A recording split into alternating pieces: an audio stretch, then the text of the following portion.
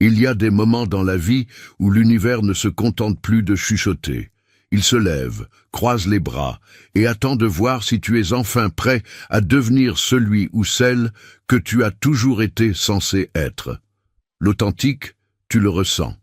Il existe une vérité étrange que la plupart des gens ne réalisent jamais.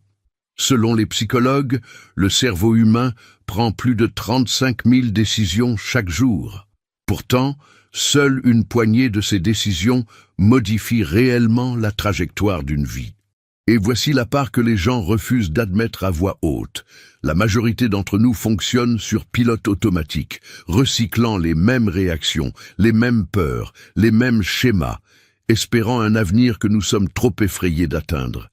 Mais ensuite, il y a les êtres rares, les exceptions, l'élus, ceux qui font un seul mouvement si enraciné dans la clarté, le courage et le respect de soi que même le royaume invisible s'arrête pour observer. Ton dernier mouvement n'était pas juste une décision, c'était une déclaration. Il portait le poids de chaque version de toi qui a refusé de se briser. Chaque nuit silencieuse où tu as tenu bon, chaque limite que tu avais peur d'imposer, mais que tu as finalement fixée. Mais tu dois comprendre une chose cruciale, les véritables élus ne se promènent pas à découvert. Ils savent que chaque élévation attire les regards sombres. C'est pourquoi ils scellent leur énergie en utilisant des sagesses anciennes. Une protection absolue, désormais accessible dans les 7 sceaux de l'élu. C'est parce que tu as commencé à rayonner que ton action a envoyé des ondes bien au-delà de ce que tu pouvais voir. Parce que les élus ne font pas d'entrée bruyante, ils créent des bouleversements indéniables. Pas de feu d'artifice, pas de discours dramatique. Juste une action silencieuse, si alignée qu'elle devient plus forte que n'importe quelle explication. Et pendant que le monde était occupé à scroller, à se comparer et à faire semblant d'aller bien, tu as fait un mouvement que même les anges ont dû applaudir. Non pas parce qu'il était tape à l'œil, mais parce qu'il était enfin vrai. Et soyons honnêtes, si les anges faisaient vraiment des ovations, la tienne ressemblerait probablement à une cérémonie de remise de prix divine.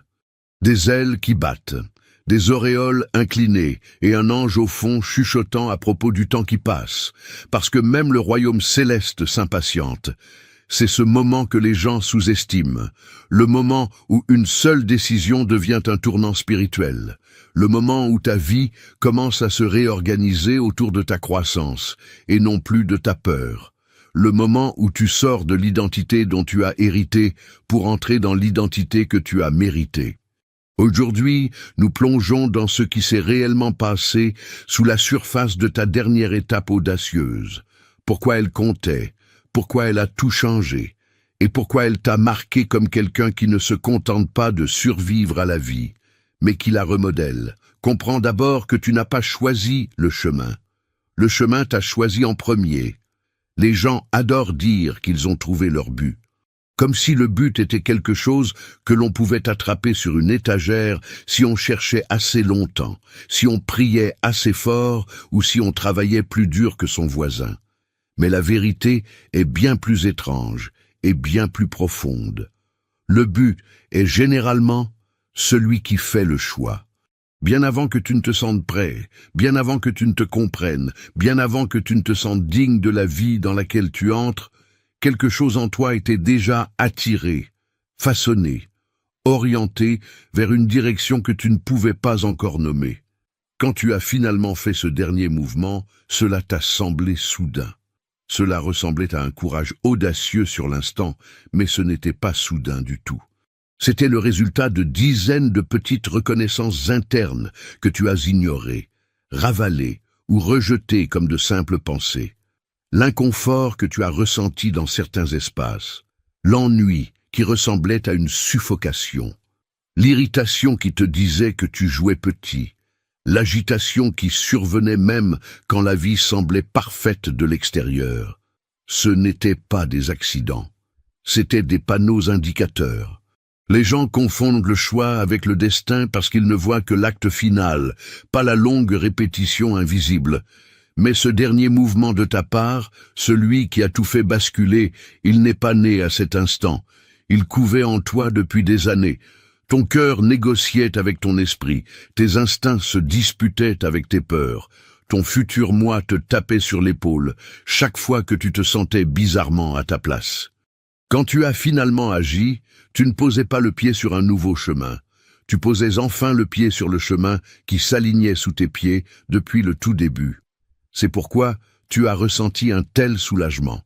C'est pourquoi cela semblait si juste, même quand cela te terrifiait. C'est pourquoi cela portait un poids et une clarté que les autres décisions n'avaient jamais eues. Et oui, c'est presque drôle d'un point de vue cosmique, comme si tu pensais être le génie stratégique faisant un mouvement audacieux, alors qu'en réalité, l'univers était assis là avec du pop-corn en disant « Nous t'attendions pour que tu nous rattrapes ». La beauté réside ici. Une fois que tu arrêtes de combattre l'attraction et que tu commences à faire confiance à la direction, la vie cesse de ressembler à un labyrinthe et commence à ressembler à une conversation. Et c'est dans cette conversation que les élus commencent à s'élever. Il y a une autre vérité, l'authentique. Tu es récompensé pour la bataille que personne ne t'a vu livrer. La plupart des gens pensent que les victoires concernent ce que le monde peut observer. L'annonce, l'accomplissement, les applaudissements, les photos, le « regardez-moi maintenant ». Mais la réalité est douloureusement simple et infiniment négligée. Les vraies récompenses viennent pour les batailles que personne n'a jamais vues, que personne n'a jamais louées et que personne n'a même deviné que tu menais. La blessure de ta solitude prend racine ici. Chaque fois que tu es resté calme alors que tu voulais exploser, chaque fois que tu as continué alors que tu étais épuisé, chaque fois que tu as ravalé ta fierté pour maintenir la paix ou que tu as pris la parole quand le silence t'aurait étouffé. Chaque fois que tu as porté la douleur en silence parce que tu ne voulais peser sur personne. Chaque fois que tu as protégé ta propre paix, même si cela signifiait perdre quelque chose ou quelqu'un de familier. Ces choses ne font pas les gros titres. Elles ne récoltent pas de j'aime. Elles ne reçoivent aucune reconnaissance, même de la part des personnes les plus proches de toi. Mais elles te façonnent d'une manière que les accomplissements publics ne peuvent effleurer. Quand tu as fait ce dernier mouvement, ce n'était pas juste une décision intelligente ou un moment de bravoure. C'était l'aboutissement d'années de discipline privée, d'années à te dire juste un pas de plus, d'années à choisir l'intégrité quand la commodité te suppliait de trahir, d'années à tenir bon alors que tu avais l'impression de t'effondrer au ralenti. Les gens voient le résultat et admirent l'issue, mais ils ratent les fondations. Ils ratent les nuits où tu as prié sans parler, les matins où tu t'es levé sans espoir, mais où tu es resté debout malgré tout, les promesses silencieuses que tu t'es faites et que tu as réellement tenues, la maturité que tu as construite seule, sans témoin. Alors, quand l'univers t'a récompensé, quand les choses se sont alignées, que les opportunités se sont ouvertes, que la clarté est arrivée ou que la paix s'est enfin installée, ce n'est pas parce que tu es soudainement devenu digne. C'est parce que tu avais prouvé ta valeur bien avant que les projecteurs ne vacillent dans ta direction. Et c'est presque drôle sur le plan cosmique. Tout le monde célèbre le mouvement, mais la véritable ovation appartient à la version invisible de toi qui a refusé d'abandonner quand il aurait été si facile de le faire. C'est la vérité cachée sur la croissance. Ce n'est pas le triomphe visible qui te change, c'est l'endurance invisible. Et quand l'endurance rencontre enfin l'action, même le ciel ne peut rester immobile. Observe ensuite que tu as pris la route non rémunérée, et c'est pourquoi tu as été soutenu. Il existe une économie cachée dans la vie, que la plupart des gens n'apprennent jamais à lire. La valeur des actions qui ne paient rien dans l'immédiat, mais qui paient tout par la suite. Quand tu as fait ce dernier mouvement, il n'est pas venu avec des applaudissements, des résultats instantanés ou le réconfort de la foule.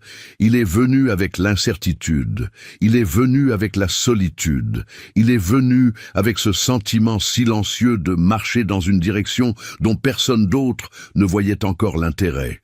La plupart des gens poursuivent ce qui fait du bien dans l'instant, ce qui a l'air impressionnant, ce qui gagne l'approbation, ce qui les maintient confortablement compris. Mais tu as fait quelque chose de différent. Tu as choisi la route qui ne promettait pas de récompense, qui ne garantissait pas d'applaudissements et qui ne garantissait même pas la sécurité. Tu as choisi l'alignement plutôt que l'approbation, l'intégrité plutôt que la commodité, et la croissance plutôt que les louanges. Et c'est exactement pourquoi des forces au-delà du visible le remarquent, non pas parce que tu étais parfait ou intrépide, mais parce que tu as agi sans être payé en retour. Tu n'as pas sauté parce que quelqu'un t'a dit que ça rapporterait. Tu n'as pas sauté parce que ça ferait bien. Tu as sauté parce que c'était juste. Et c'est une monnaie que très peu de gens dépensent. Quand tu marches sur un chemin que personne n'encourage, tu dis en réalité quelque chose de très fort à l'univers. Je me fais assez confiance pour parier sur moi, même quand personne d'autre ne parie. Ce genre de confiance en soi est magnétique.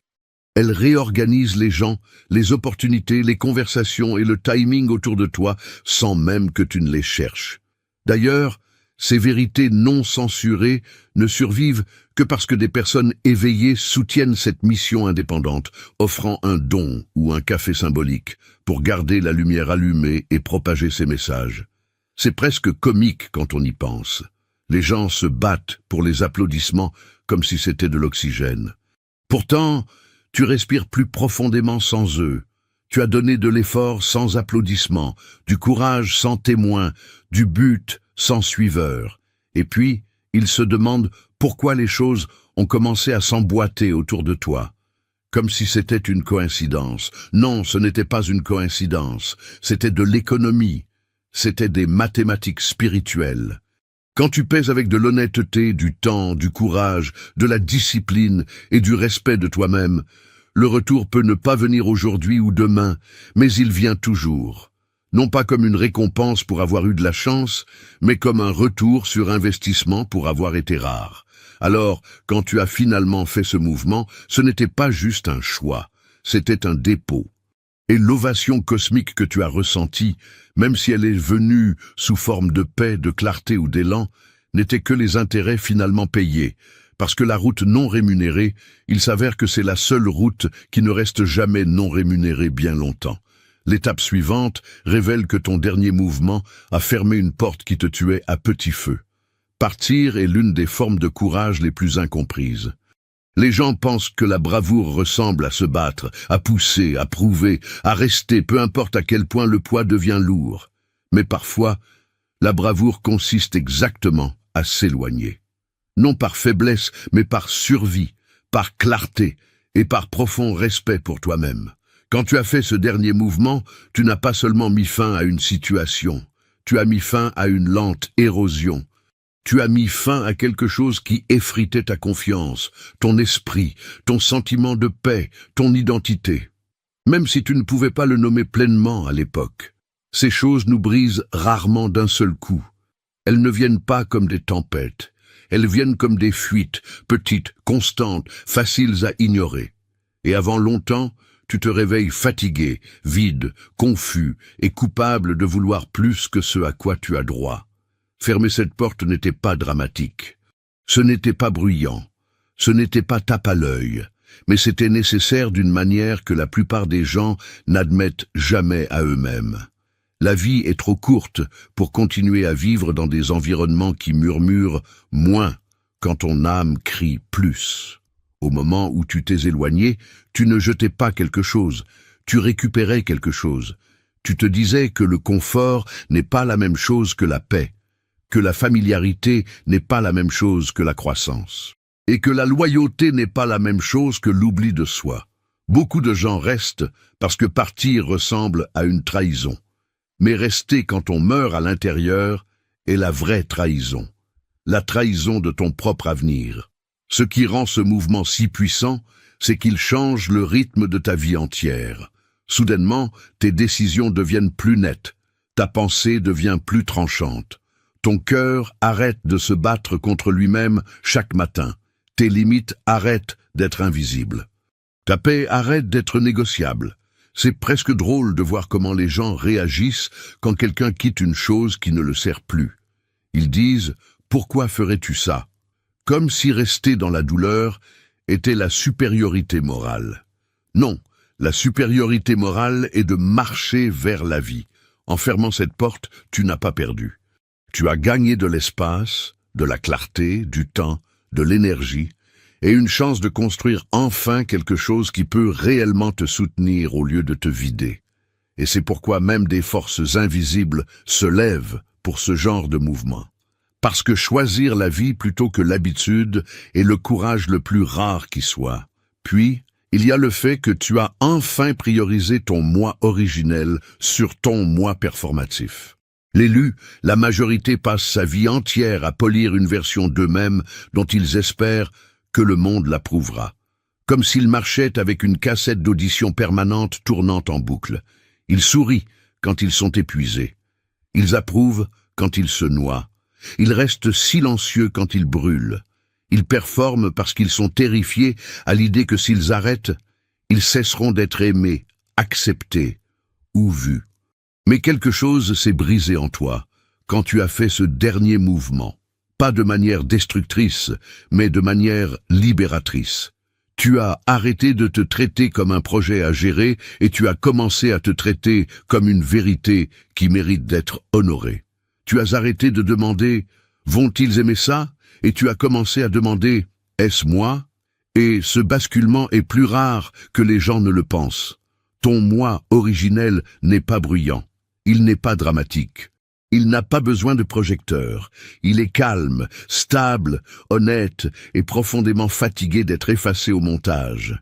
Il veut juste de l'espace pour respirer, de l'espace pour parler, de l'espace pour choisir, de l'espace pour échouer, de l'espace pour grandir sans être jugé à chaque étape du chemin.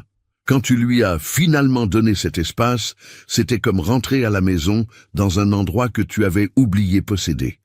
Le moi performatif peut te faire traverser des situations sociales, peut te valoir des compliments, peut même te faire te sentir en sécurité pendant un certain temps.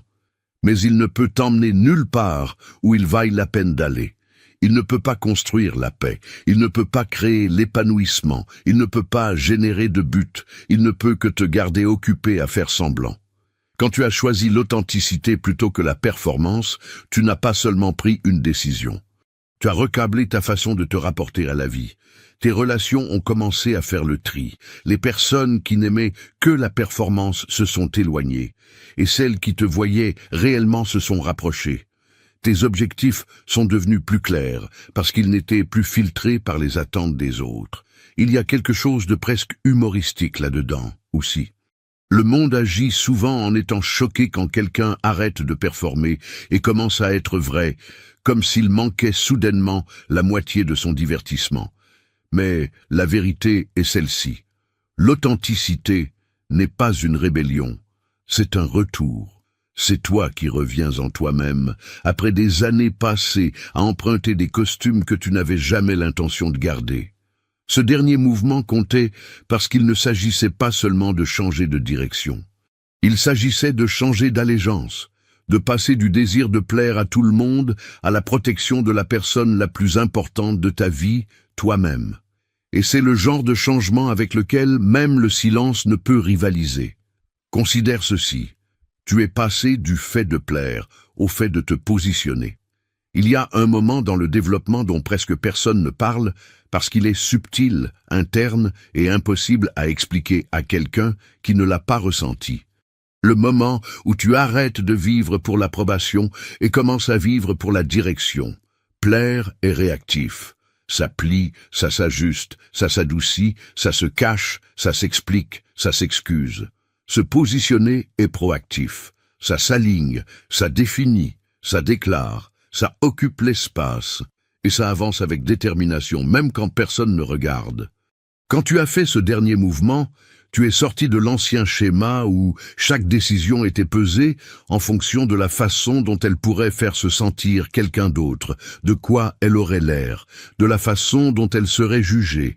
Tu as arrêté de porter le confort émotionnel des autres comme si c'était la description de ton poste personnel et à la place, Tu as commencé à porter ta propre trajectoire. Les gens confondent le positionnement avec l'égoïsme parce qu'ils n'arrivent pas enveloppés d'applaudissements ou de douceur. Mais le vrai positionnement ne consiste pas à prendre à qui que ce soit.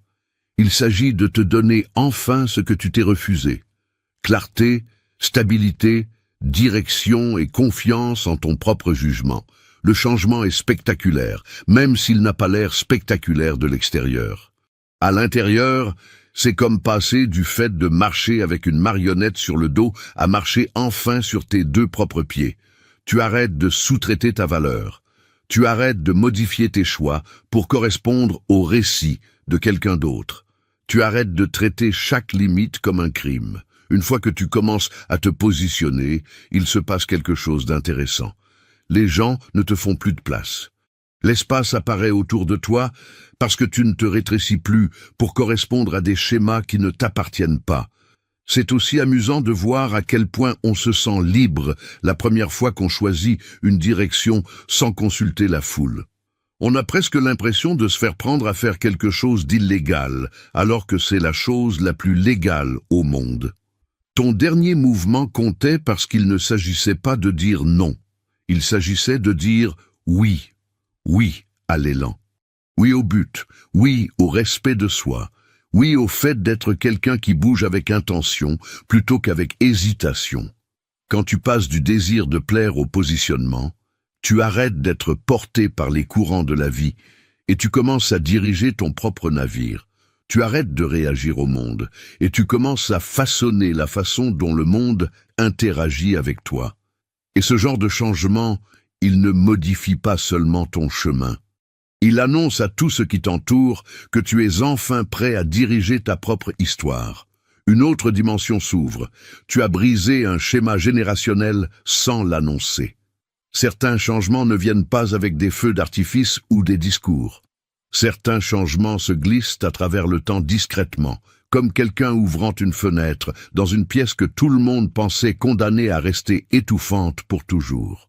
Quand tu as fait ce dernier mouvement, tu as fait quelque chose dont la plupart des gens ne rêvent que sur leur lit de mort.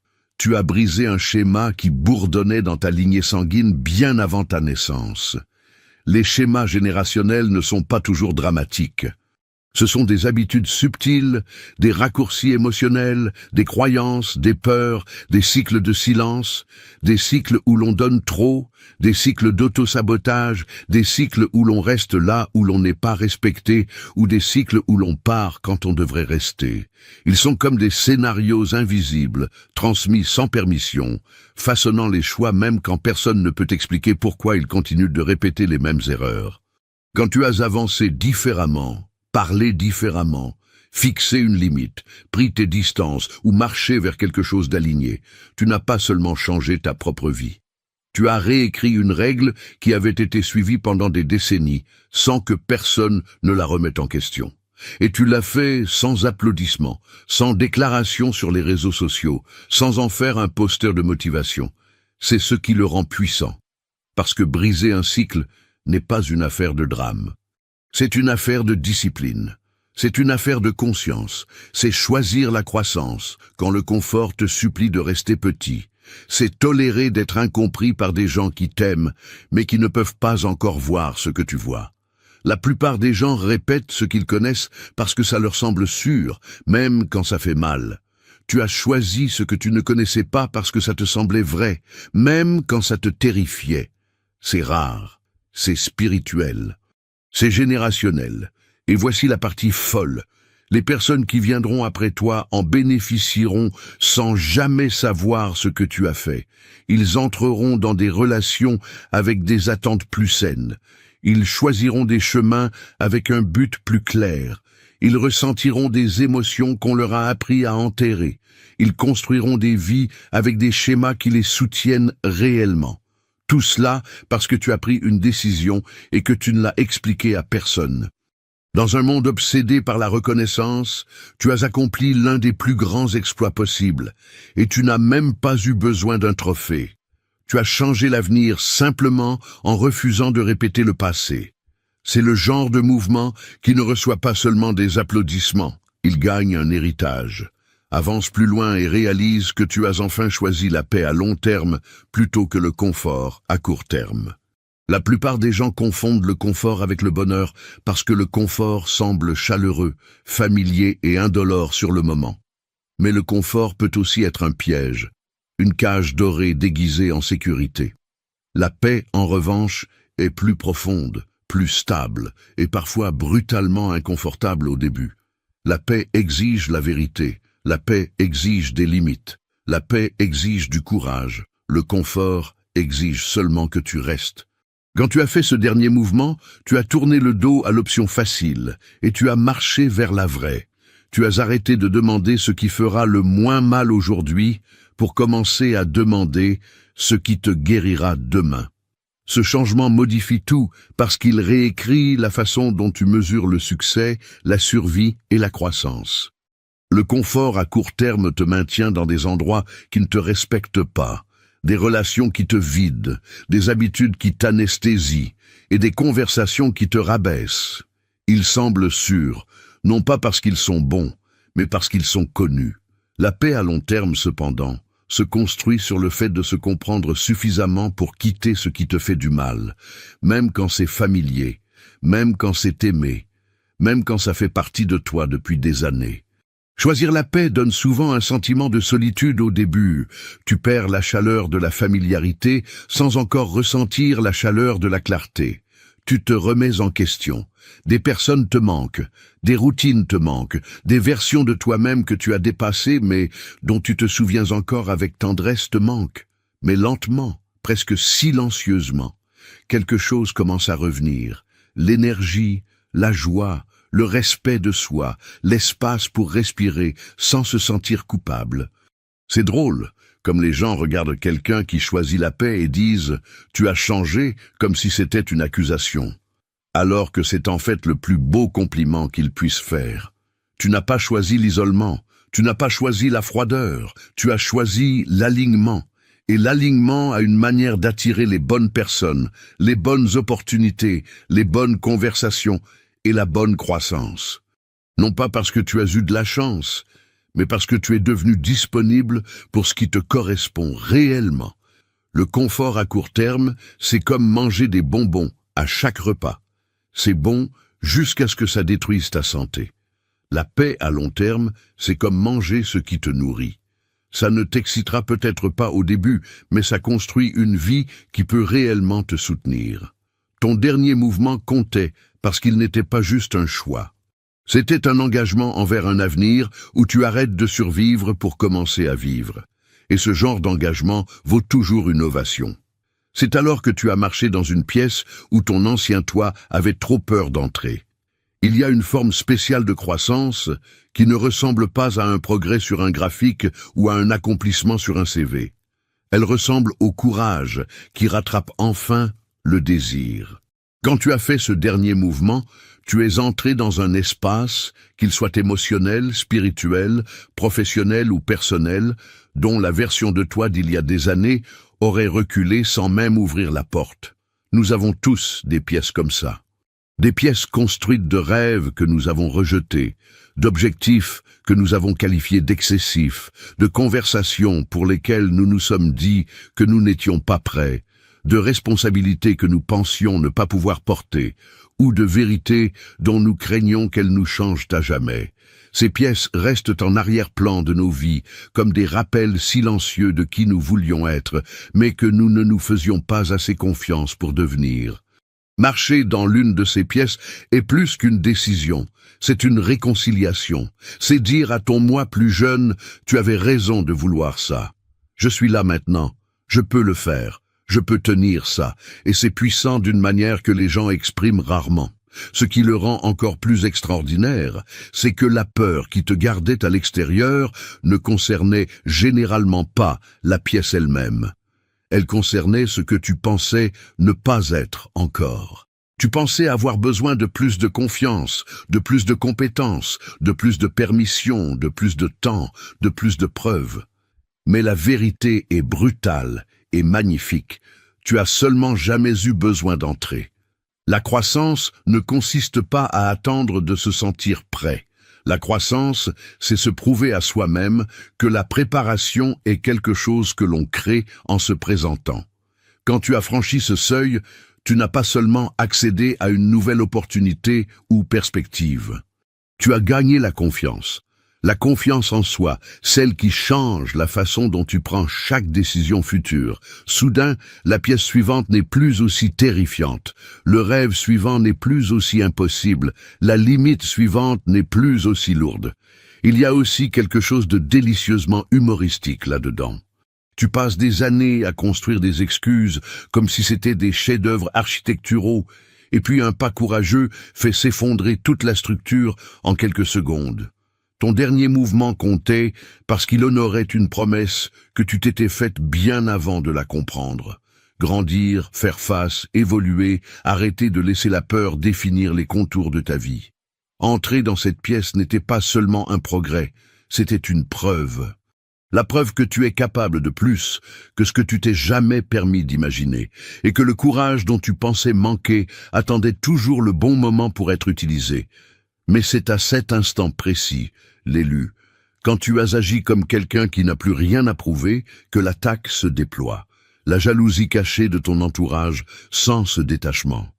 Il y a un pouvoir silencieux que les gens remarquent rarement, la puissance de n'avoir plus rien à prouver, et c'est ce pouvoir qui attire les prédateurs de l'ombre. La plupart des gens passent leur vie dans une performance constante, pour prouver qu'ils sont assez dignes, intelligents, aimables. Ils courent après la validation, oubliant qu'elle n'a jamais été censée être leur source de force. Quand tu as fait ce dernier mouvement, quelque chose en toi a cessé de passer des auditions pour des rôles pour lesquels tu étais déjà qualifié. Tu as parlé sans te justifier à l'excès. Tu as marché sans t'excuser. Tu as choisi sans mendier la compréhension. La valeur ne se gagne pas par la performance, elle est reconnue par la présence.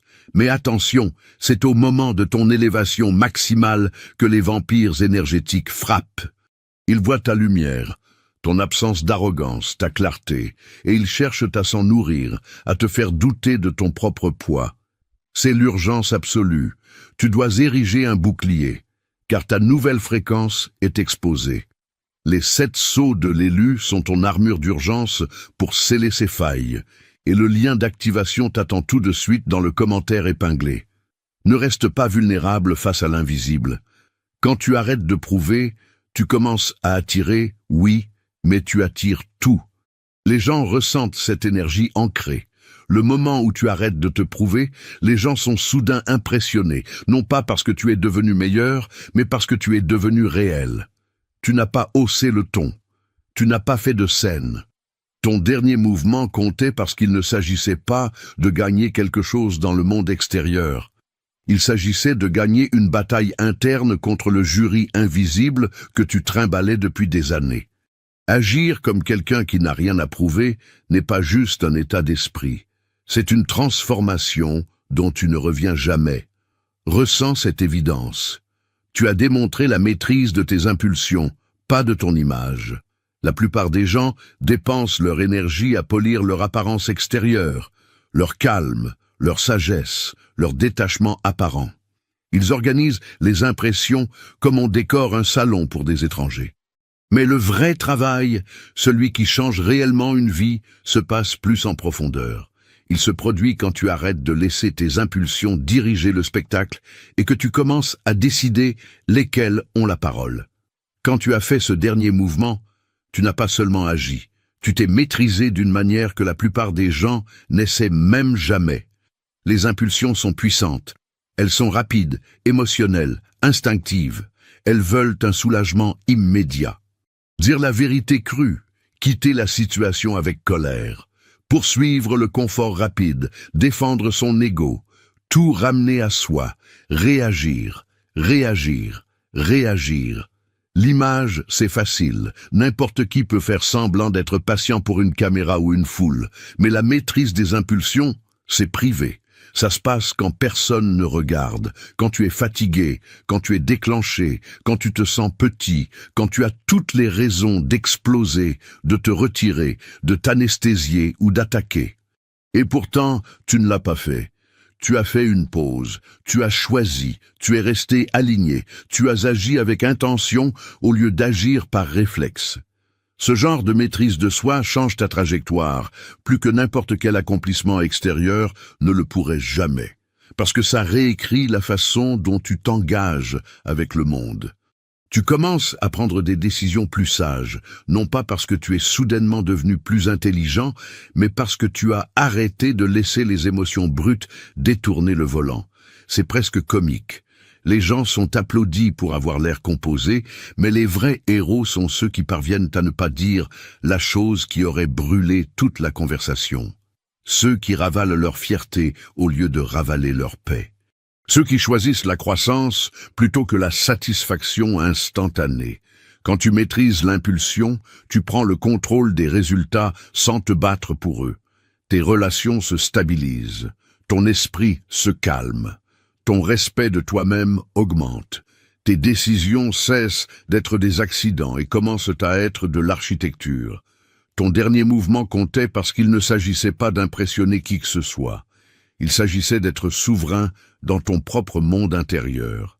Et quand une personne devient le maître de ses impulsions, elle cesse d'être bousculée par la vie et commence à la traverser avec un but. C'est ça le vrai pouvoir, silencieux, invisible et absolument transformateur. Et dans ce silence, tu as fait confiance au timing au lieu d'essayer de le contrôler. Il y a une forme de maturité qui ne concerne pas les connaissances, les compétences ou l'ambition.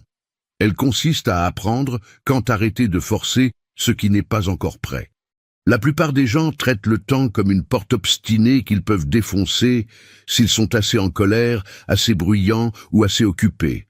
Ils se précipitent, ils paniquent, ils poursuivent, ils poussent, ils rivalisent avec des horloges qui ne sont même pas les leurs. Quand tu as fait ce dernier mouvement, tu as fait quelque chose de presque radical dans un monde dépendant de l'urgence. Tu as fait confiance au timing, non pas aveuglément, non pas passivement, mais avec une confiance patiente qui dit « je me prépare, je m'aligne, je fais le pas quand c'est juste, pas quand je suis désespéré ». Le timing est l'un des plus grands professeurs parce qu'il impose l'humilité. Il te rappelle que l'effort n'est pas la même chose que forcer, que l'engagement n'est pas la panique, que le progrès ne se mesure pas toujours en vitesse, mais en précision.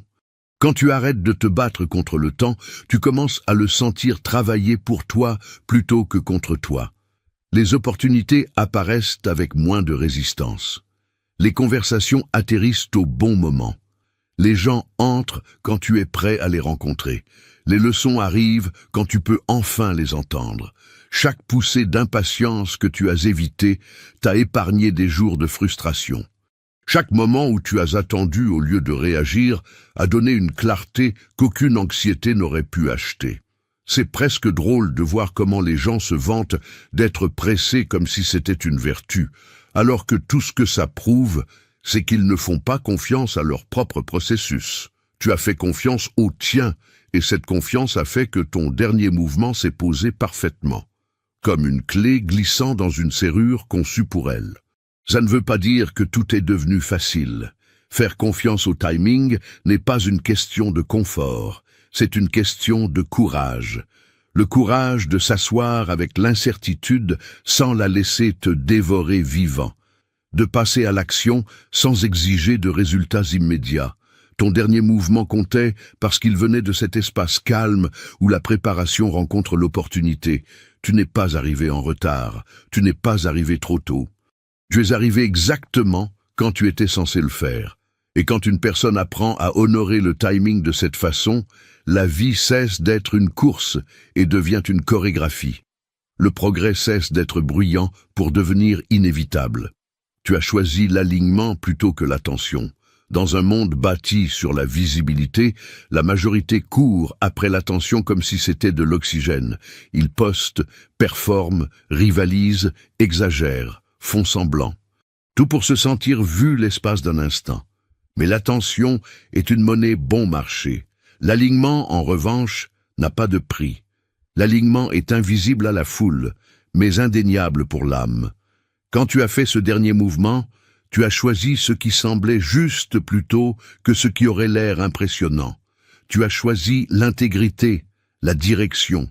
L'alignement est un travail silencieux. Il pose des questions difficiles. Est-ce que cela correspond à qui je deviens? L'attention, elle, demande juste, vont-ils le remarquer? Poursuivre l'attention mène à l'épuisement, à la comparaison, aux accomplissements creux. Mais l'alignement change tout le jeu. Tu arrêtes d'avoir besoin de confirmations externes. Les gens fixent celui qui arrête de chercher l'attention comme s'il devenait invisible, alors qu'il devient tranquillement plus puissant qu'il ne l'a jamais été. Ton dernier mouvement n'était pas dicté par l'ego ou la peur d'être oublié. Il était guidé par la cohérence. Ce clic satisfaisant où tes actions correspondent à ta vision. L'attention fluctue, l'alignement s'accumule. Les applaudissements s'estompent, la croissance reste. Le combat contre les vampires énergétiques et les illusions de ce monde continue chaque jour, l'authentique. Si tu résonnes avec ce message, je t'invite à soutenir financièrement cette chaîne en faisant un don ou en offrant un café, pour que cette mission demeure indépendante et que la vérité continue de transpercer l'obscurité. Enfin, réalise que tu as prouvé que la croissance n'est pas bruyante, mais qu'elle est décisive. Les gens adorent les histoires dramatiques de transformation, les explosions, les larmes. Mais la vraie croissance s'annonce rarement avec des feux d'artifice. Elle bouge comme l'eau, lente, constante, persistante, remodelant tout ce qu'elle touche, sans jamais avoir besoin de crier. Ton dernier mouvement n'était pas emballé dans du battage médiatique. Il a simplement changé la direction de ta vie avec l'autorité silencieuse de quelqu'un qui s'est enfin compris. La croissance consiste à dépasser la version de toi qui te gardait au piège. La plupart des gens confondent croissance et intensité. Mais l'intensité sans clarté n'est que du chaos. Ton mouvement était décisif. Tu n'as pas fait les choses à moitié. Tu n'as pas demandé la permission. Tu as agi avec une certitude absolue. Tes épaules retombent, ta respiration se stabilise et quelque chose au fond de toi dit « Oui, c'est ça. C'est la croissance qui signe son nom sur ta vie. » Les gens chercheront le grand spectacle pendant que le vrai changement opère en arrière-plan. La croissance n'est pas bruyante, mais elle laisse toujours une marque. Quand on repense à toutes ces évolutions, une vérité s'impose. Être l'élu, ce n'est pas le destin qui te tape sur l'épaule avec un éclair dramatique. C'est toi qui te présentes différemment, qui décide différemment, qui t'honore d'une manière que les autres sont trop effrayés pour tenter. Les élus ne naissent pas, ils se révèlent à travers la discipline, le courage et le refus d'abandonner leur propre vérité. Chaque pas a compté, non pas parce qu'il était facile, mais parce qu'il t'a changé. Alors, l'authentique, si tu as ressenti la moindre étincelle en écoutant, si quelque chose en toi a murmuré « c'est moi », c'est que l'ovation cosmique t'est destinée. Mais n'oublie jamais que le royaume invisible a des yeux partout. Protège ta montée en puissance. Regarde immédiatement le premier commentaire épinglé pour activer ta protection divine définitive à travers les 7 sceaux de l'élu. Reste scellé, reste éveillé, et que ta lumière soit ta forteresse. Jusqu'à la prochaine fois, reste souverain.